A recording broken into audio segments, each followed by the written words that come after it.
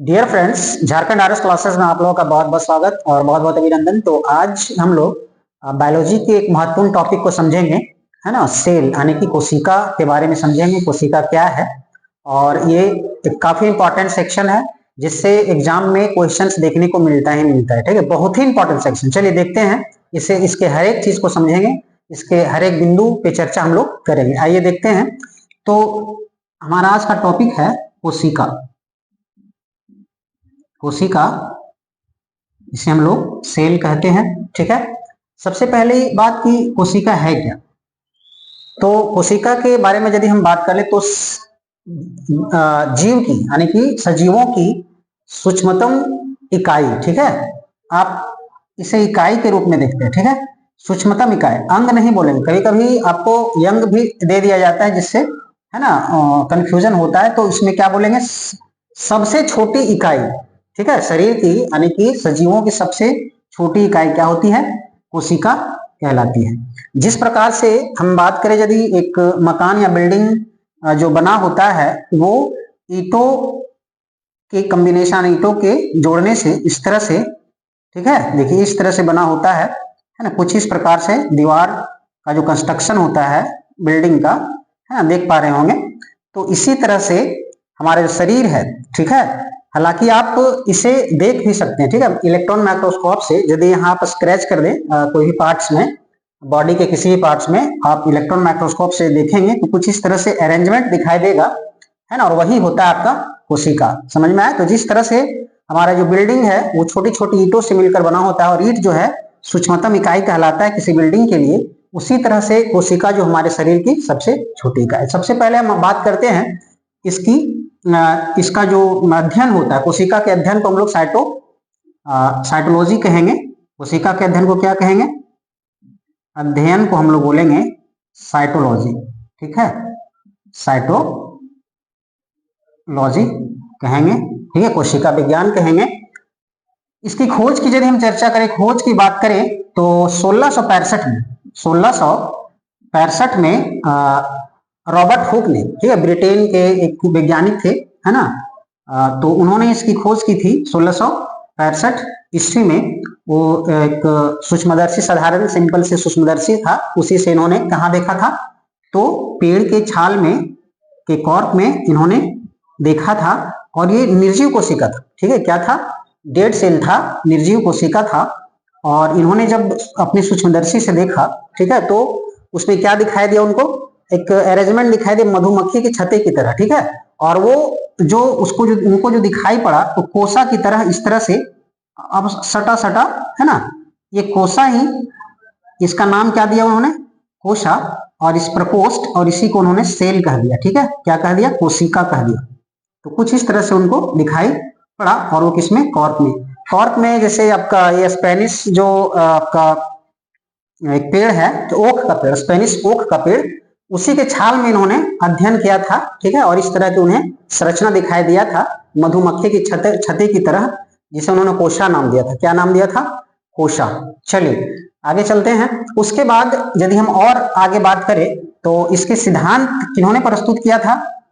देखिए सारे इंपॉर्टेंट है। ठीक है, एक चीज बताते हैं कि जितना भी सेल्स से हम टॉपिक पॉइंट्स देंगे आपको, काफी इंपॉर्टेंट होगा। ठीक है, किसी न किसी एग्जाम में देखने को मिला ही मिला है। ठीक है, आप प्रीवियस सेट लगाते होंगे तो कोशिका से जरूर आपको क्वेश्चंस बना करके दिया गया होता है। ठीक है, चलिए तो सिद्धांत, कोशिका सिद्धांत किसने प्रस्तुत किया था, इसको थोड़ा हम लोग जान लेते हैं।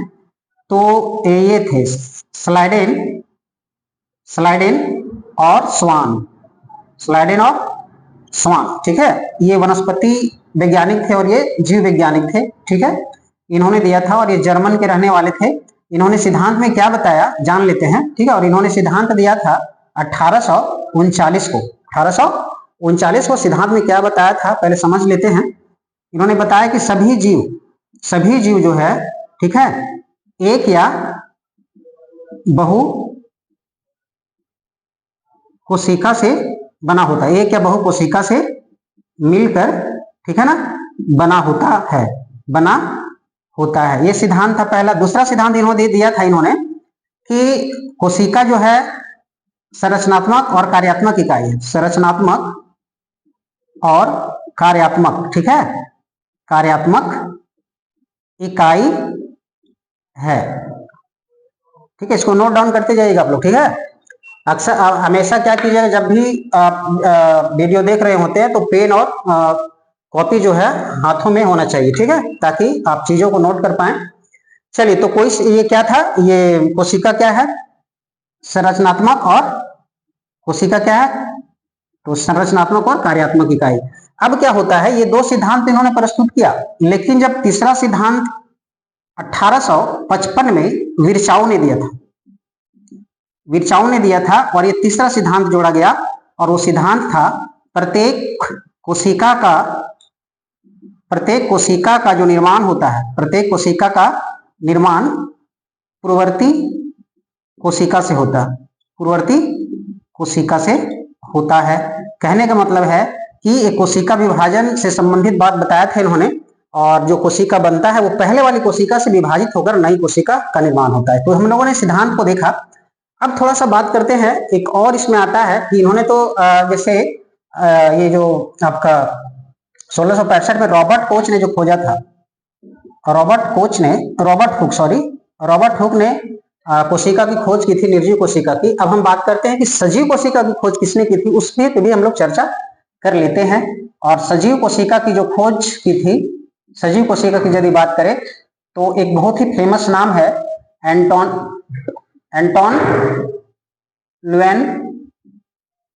ल्यूवेनहॉक। ठीक है, तो सजीव कोशिका की खोज की बात करें तो एंटोन ल्यूवेनहॉक ने डिस्कवर किया था 1674 में, इन्होंने माइक्रोस्कोप बनाया था। ठीक है, और 1676 में इन्होंने जीवित कोशिका की खोज की थी। ठीक है, और ये सूक्ष्म जीवों में देखा था ये कोशिका। ठीक है, जीवित कोशिका शायद शैवाल में देखा था इन्होंने, स्पाइरो वगैरह में, और इन्हें ही जीवाणु की खोज का जनक भी बोला जाता है। ठीक है, इसीलिए इन्हें आपको सूक्ष्म जैविकी के पिता, सूक्ष्म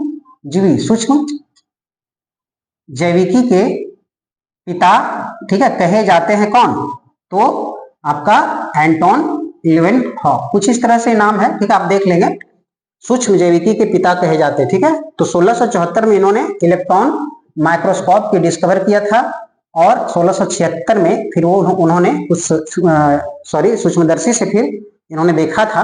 तो सजीव कोशिका की खोज इन्होंने किया था, इन्होंने सूक्ष्म जैविकी के पिता कहे जाते हैं। थोड़ा सा और इंपॉर्टेंट सेक्शन की बात करते हैं हम लोग थोड़ा सा। ठीक है, इसको नोट डाउन कर लेंगे आप लोग पॉज करके। चलिए, अब हम क्या करेंगे, यहाँ कुछ हम इंपॉर्टेंट बात करते हैं, जैसे कोशिका के बारे में। अच्छा, कोशिका का देखिए, कोशिका का लैटिन भाषा सेलुला से लिया गया। ठीक है, सेलुला वर्ड है ना, सेलुला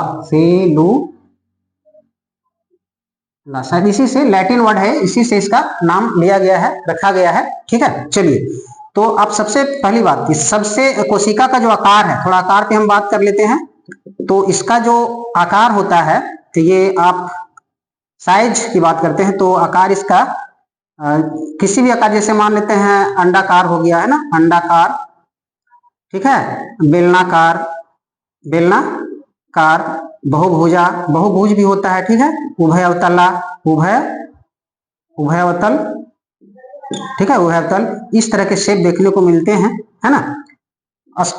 उसके बाद यदि हम इसके बात करें कि इसका साइज, मतलब क्या बोल सकते हैं, आकार की बात करते हैं जैसे, तो इसकी यदि हम बात करें इसका साइज कितना से कितना हो सकता है, 0.1 माइक्रोमीटर से लेकर के 1 मीटर तक। ठीक है, और सबसे छोटी कोशिका की हम यदि बात करते हैं, सबसे छोटी कोशिका, इसकी साइज कितना बताया मैंने, 0.1 माइक्रोमीटर से 1 मीटर, 0.1 माइक्रोमीटर से 1 मीटर। यदि सबसे छोटी कोशिका की बात करें तो माइकोप्लाज्मा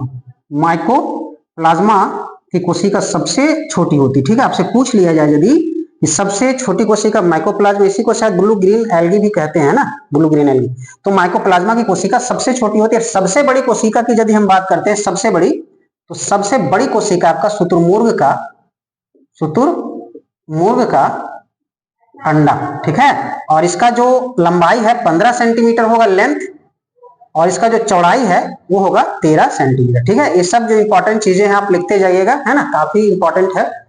तो बड़ी क्या बताया मैंने, शुतुरमुर्ग का अंडा, और लंबाई 15 सेंटीमीटर, चौड़ाई लगभग 13 सेंटीमीटर होता है।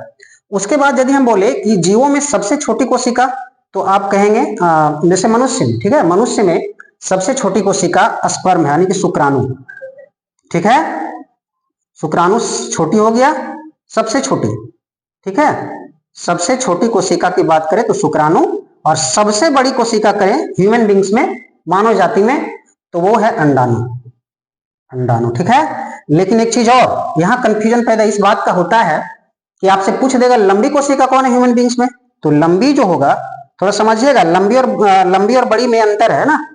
लंबी यदि आपसे बोल दिया जाए तो वो है तंत्रिका, क्या है, तंत्रिका कोशिका। आप कभी सुने होंगे लंबी नदी, आपको लंबी नदी क्या, नील नदी, और बड़ी नदी की बात करते हैं तो अमेजन नदी आता है ना, तो वही चीज यहाँ भी आप उसी तरह से देखिए इसको संदर्भ में।